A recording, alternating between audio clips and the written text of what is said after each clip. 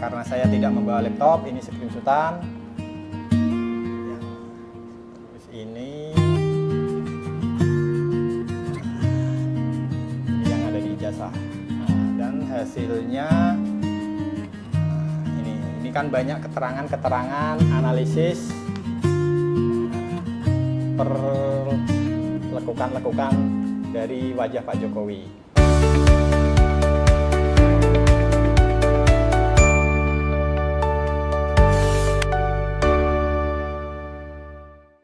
Oke, ketemu lagi dengan Rayben di Ngopen Ngobrol Penting. Saya bersama dengan pengacara muda, seorang analisis juga, dan kemarin sempat viral videonya menganalisa foto di ijazah Pak Jokowi.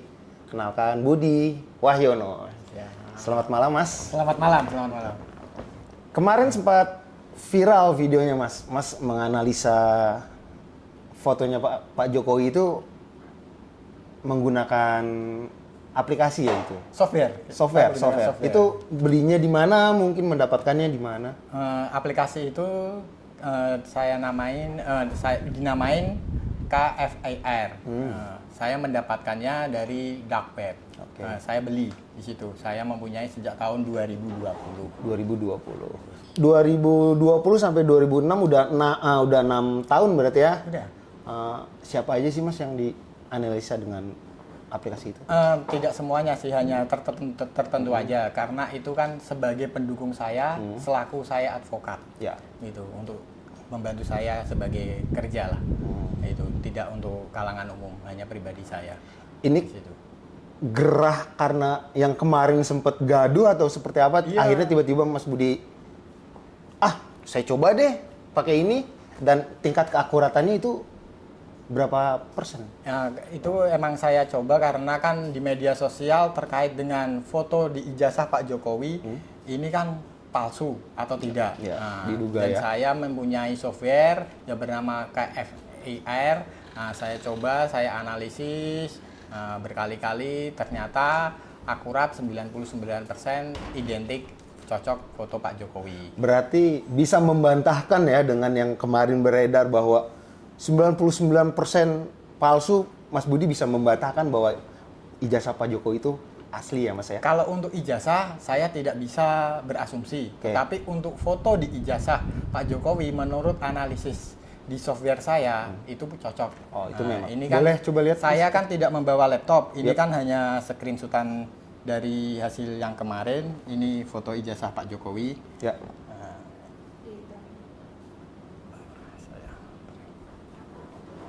Karena saya tidak membawa laptop, ini screenshotan. Yang terus ini yang ada di ijazah. Dan hasilnya ini kan banyak keterangan-keterangan analisis lekukan-lekukan dari wajah Pak Jokowi. Dan ini hasil dari keseluruhan 99% identik cocok. Ini dari software ini menganalisis bukan dari visual kemiripan wajah atau algoritma visual yang bisa dimanipulasi secara kasat mata. Ini hanya bisa melihat fundamental lekukan wajah, pelipis, mata, dari retina. Walaupun ini mereka fotonya pakai kacamata atau berkumis, ini bisa terdeteksi karena dia bisa melihat dari dasar menurut analisis saya yang saya pelajari dari software yang saya miliki ini. Setelah viral mungkin, Mas, ada perubahan nggak, Mas?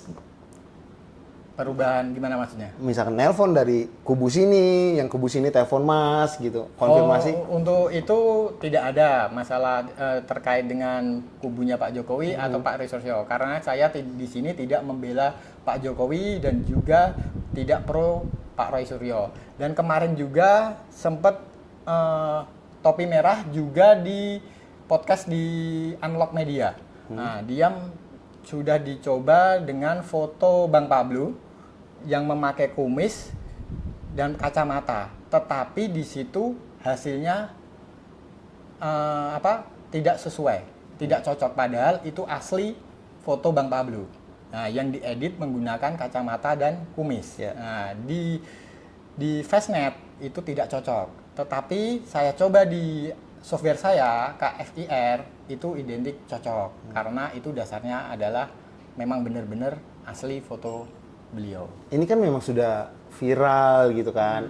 Adakah yang nge-DM atau beri ya tekanan sedikit ke Mas atau Wah, seperti banyak apa? itu yang DM di akun media sosial saya seperti TikTok, IG, di media sosial saya banyak banget itu.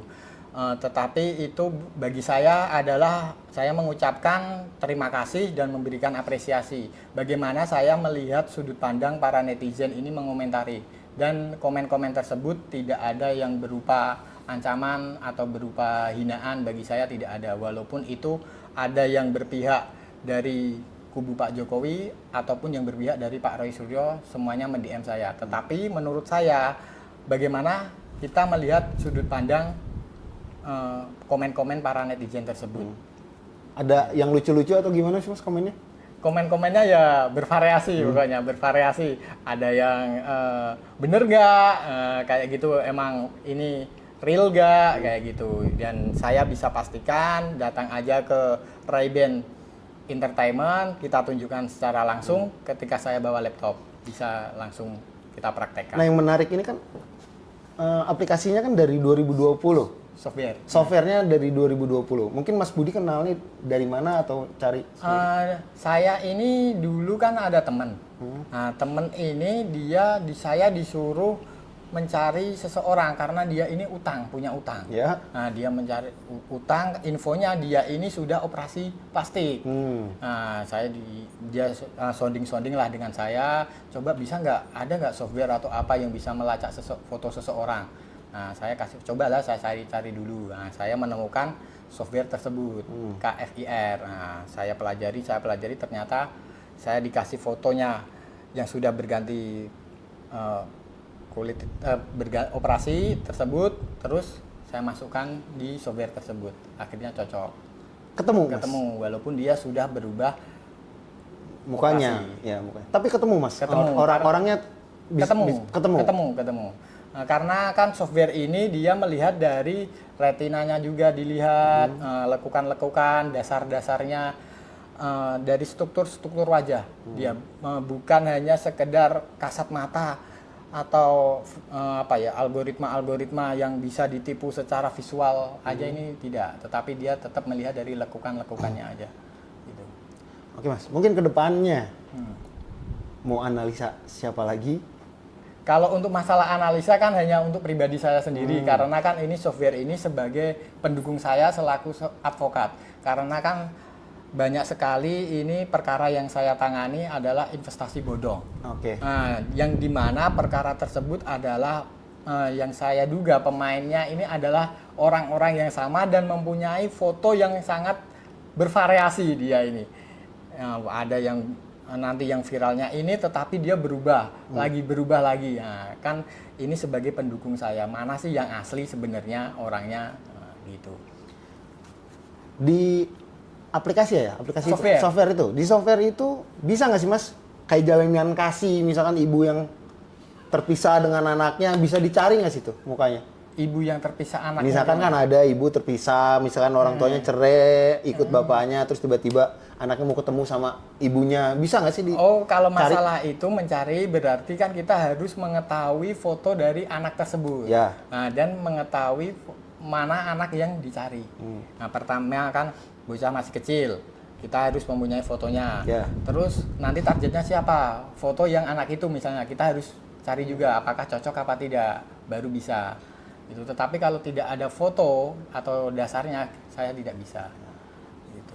Selain yang nyari orang yang sudah melakukan operasi plastik karena hutang itu, ada lagi mungkin Mas? Tidak ada, cuma sekali aja itu, makanya itu saya simpan hanya untuk data, untuk software saya pribadi aja sebagai pendukung. Alhamdulillah setelah saya menjadi advokat, alat itu sangat membantu saya sebagai pendukung kerja saya. Mas, kan kita kenal dark web itu ramai ya Mas ya, dan seluruh dunia mungkin yang menggunakannya. Mungkin siapa aja sih Mas yang menggunakan website itu? Mungkin ini dari analisa saya ya. Mungkin software ini dimiliki yang digunakan oleh intelijen luar seperti Amerika, Ya. Rusia, CIA terus mungkin bisa kah? Israel. Kemungkinan juga bisa. Kan di sana kan banyak apa ya, mafia-mafia yang berganti wajah lah, kasarnya operasi-operasi wajah kayak gitu kan, mungkin kan untuk mendeteksi orang ini buronan apa tidak, untuk mendeteksi. Ini menurut analisa saya itu. Tetapi untuk memastikan siapa yang menggunakan, pastinya saya tidak tahu. Yang pasti ini pasti digunakan oleh kalangan orang banyak yang mengetahui kehebatan dan kecanggihan software KFIR tersebut. Mungkin bocoran di Indonesia sendiri, adakah instansi-instansi yang menggunakan? Kalau itu saya kurang tahu ini. Pasti ya ada lah, mungkin pihak-pihak tertentu aja. Karena kan ini kan saya dapat dari dark web. Itu. Kalau boleh tahu berapa harganya Mas kemarin? Lupa itu udah tahun 2020. Bitcoin itu. Bitcoin. Bitcoin saya belinya. Mas, terima kasih ngobrolannya. Oke, pemirsa Ray-Ban, sampai ketemu lagi di ngopen-ngopen yang akan datang.